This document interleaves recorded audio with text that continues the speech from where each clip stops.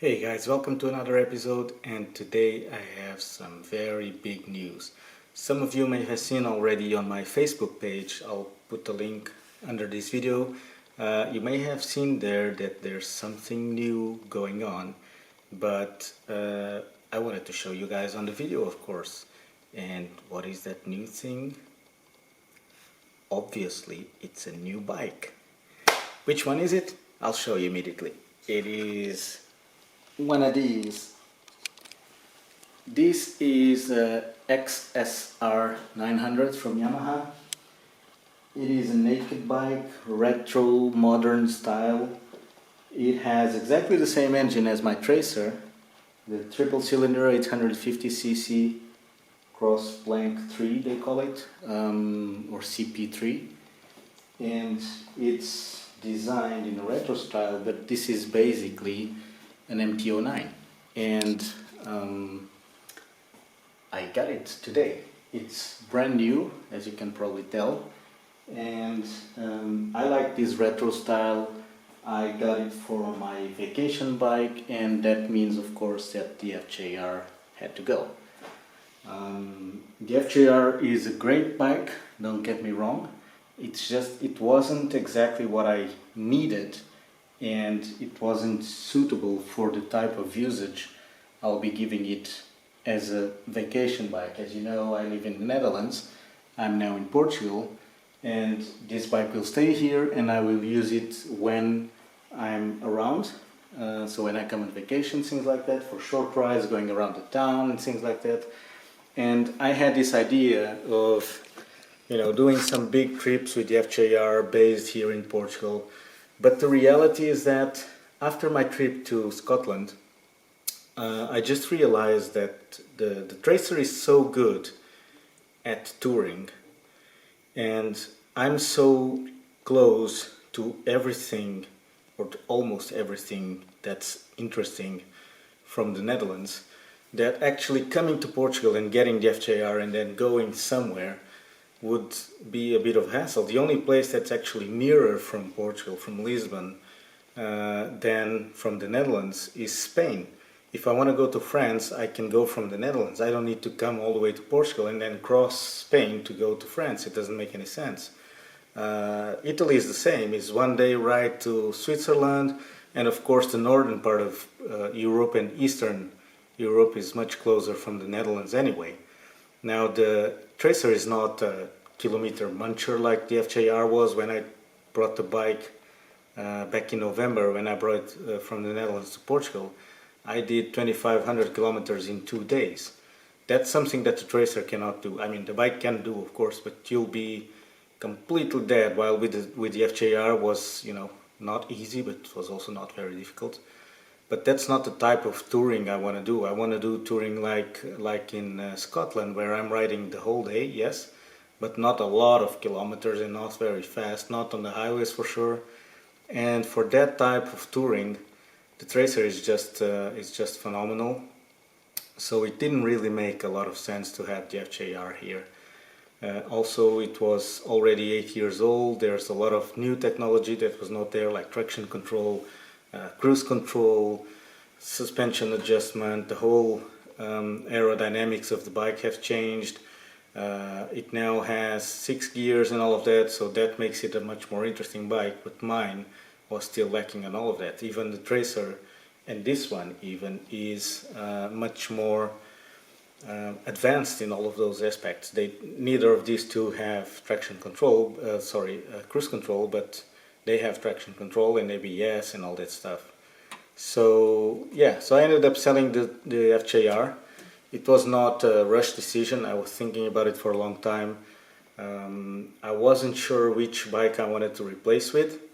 To be honest, I was actually going for a BMW S1000R, but then the price difference of the BMW to this one is just huge. I mean, it's if I would give the FJR back, the money I would have to put in to get the BMW would be pretty much twice as much as I had to put in for this one. And for a bike that's a vacation bike, so it will not have a lot of kilometers for sure. I won't be riding for a long time or a lot of kilometers. it's a little bit hard to justify, and also it has a lot of power and a lot of features that I don't really need and I don't really look for in a vacation bike. I mean, this bike is extremely powerful and extremely fun to ride, and I had to put in half of the money that I would have for the S1000, which is also very nice to ride. But I don't need 160 horsepower when 115 with a triple engine will do fine for what I want. So I ended up deciding for this one. I didn't come to Portugal thinking about switching already. I was looking around, and you know, at the dealer where I've been buying my Yamaha bikes for quite a few years, they had this one. It was ready to deliver. They gave me a good deal on the FJR, and I thought, you know, why not? Let's just do it. So what does this mean for my plans to travel around Portugal? Well, they're pretty much gone.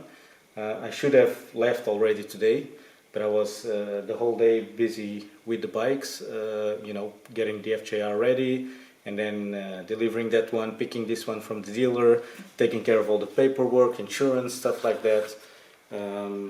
So I just arrived home with the bike at 8 p.m. There was no time to go anywhere, of course. And now I have the break-in period of this bike. So I'll be riding a lot these next few days. I want to try and break in the bike before I leave to the Netherlands, which probably is not going to happen, but I'll give it a try. But I don't think I'll be traveling around Portugal with this one. I don't have the right gear. So my gear, the gear that I have here in Portugal, is all pretty much old stuff that I didn't use anymore in the Netherlands. So I brought it here.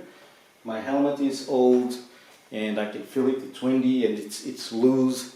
My boots are winter boots, so it's way too hot. My jacket is way too hot. I was sweating the whole day. Today was 31 degrees Celsius, so it was beautiful weather. I won't be touring this time, which is a change of plans. But I will be riding and breaking in the bike, and I will be probably filming much of that stuff. And the touring will have to wait, because you can tour with this bike, right? This is not very different from a Tracer. I don't know if there's any luggage solutions for these bikes, but you know, I can always put a backpack on or something like that. That's not a huge deal.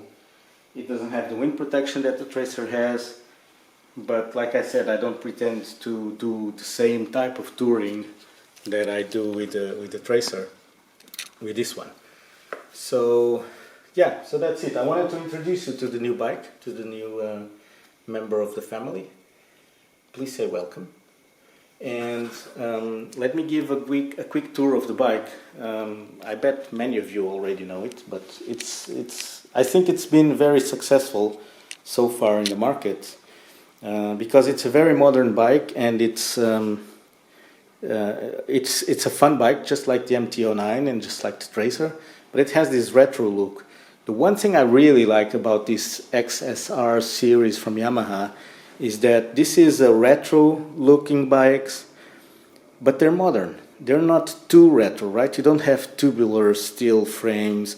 You have the nice aluminium swing arms and aluminium frame. You have the nice upside down shocks, the radial brakes. You have the digital clocks.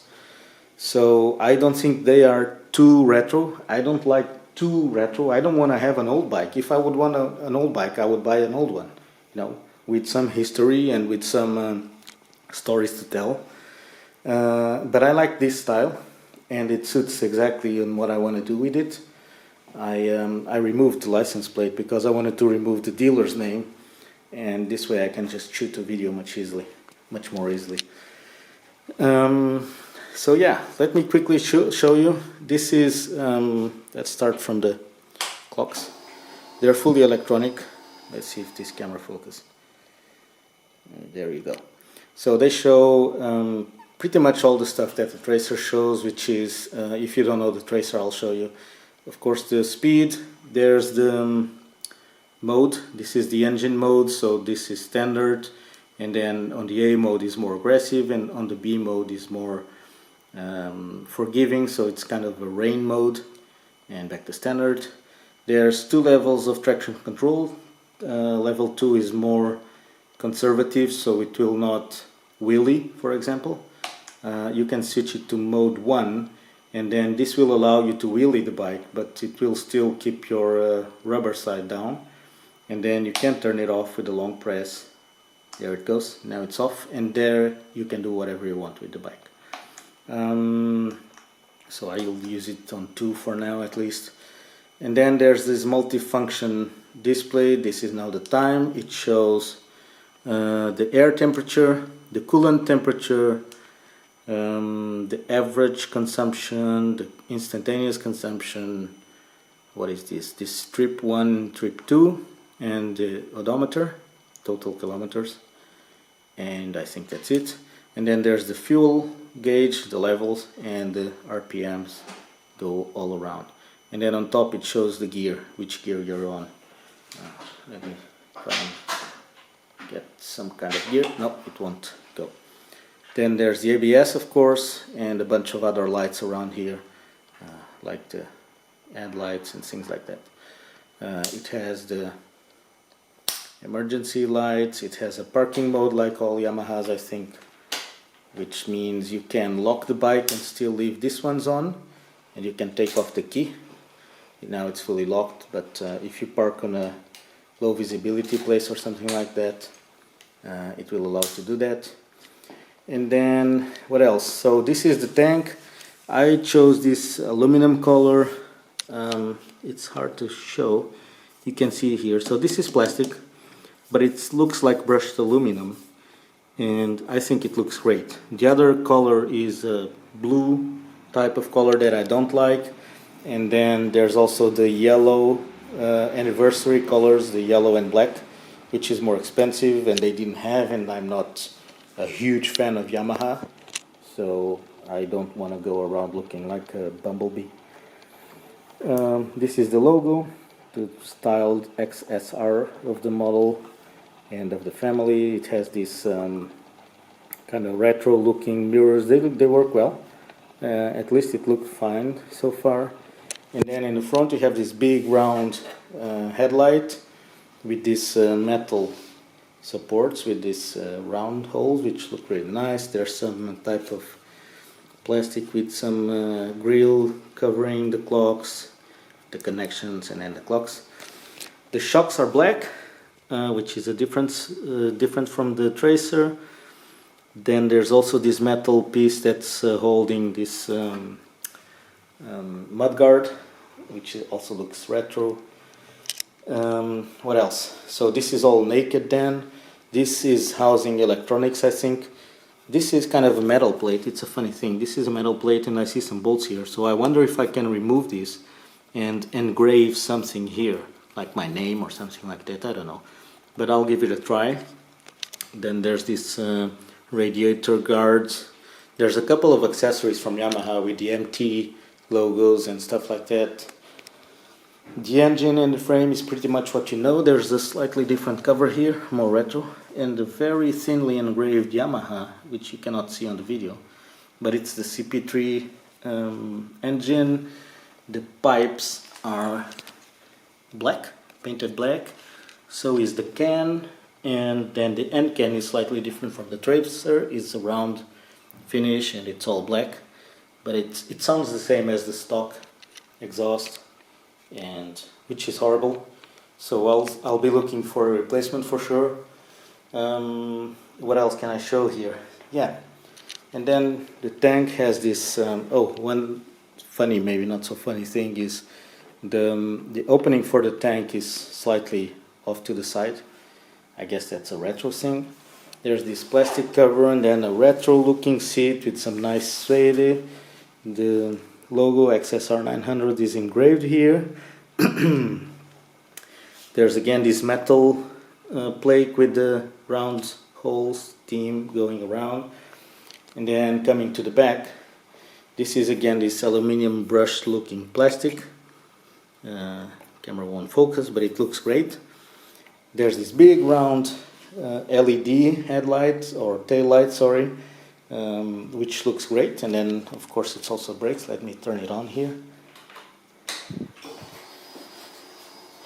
So it looks like this. It's pretty powerful. And then the big black ugly stuff for the license plate and kind of a mudguard. And then down here is exactly the same as the Tracer. There's the ABS sensor and the tiny little mudguard that will not help at all. At least it doesn't on the Tracer, and it looks exactly the same here, so I'm sure it won't help with the water going around. And some ugly blinkers that will have to go away as quickly as possible. So this is the bike. I don't know if you like the style. There's some nice elements here, like the Yamaha logo on this metal plate. I don't know if you like the style. I do. The bike itself is extremely fun. It's a little bit lighter than the Tracer, or at least it feels a bit lighter than the Tracer. I've done 50 kilometers with it, so I cannot really tell a lot. But so far, it feels great. It's because I've been riding the FJR these past couple of days. I've been comparing this one with the other one. Of course, this is extremely light compared to the FJR and very maneuverable. So it's really easy to ride around. It's very light, or it feels very light. So it's a great toy. It's almost like riding a bicycle, but then with 115 horsepower or something like that. So it's great. There's one advantage over the Tracer without not having a screen. It means there's no buffeting, there's no wind noise or anything like that. It's just a clear wind on your head. Of course, all the bugs will be splashing against your face, but then that's the naked life of the bikes. So yeah, this is it. I hope you liked it. It was a good decision, I think. Only time will tell, but the reality is that the FJR was not the right bike for what I want, and for not at this moment. It was getting old, and so I switched for this. I didn't pay a lot, so I'm happy with that, because you know, now I have time, or sorry, I have money to spend on other nice stuff. I need new clothes, I need new boots, I need new helmet. I don't know if I'll be buying all of that right now, probably not. Next time I come to Portugal I'll worry about that. But that's it. I did install it. The only mod I've done so far, which is not really a mod, is I've installed the battery charger. So I can plug the charger while I'm away, because that's critical for me, because I'm not in town for a long time. So that's it. Let me know what you think in the comments. I hope you like it. If you don't like it, well, that's life. I like it, and that's the important piece. And if you have any questions or anything like that, let me know. I will probably not be doing so many videos with this one, since I don't ride it as much as the Tracer, but I'll be doing as much as I can. And this is it. Tonight is already dark, so I won't be riding anywhere, but tomorrow I will be out first light in the morning breaking in the bike, which is, it's kind of fun, but not really. You know, I'm getting bored of break-in rides because they're just slow. I was riding from the dealer to here doing 80 kilometers per hour, which is extremely boring. And you have this nice bike and you want to try it, and you have to keep low speed. Some people say you don't really have to. Others say that, oh, it's already braked in from the factory. It's not. So take it easy on the first couple of thousand of kilometers and slowly build up the RPMs and the power, and you will have a bike for a long life, hopefully. At least that's what I do with all my bikes, and so far it's worked fine. So this is already going on for quite some time. I could spend the whole night talking about the bike, especially with brand new toys. But I'll talk to you tomorrow, I guess. So see you later. Bye.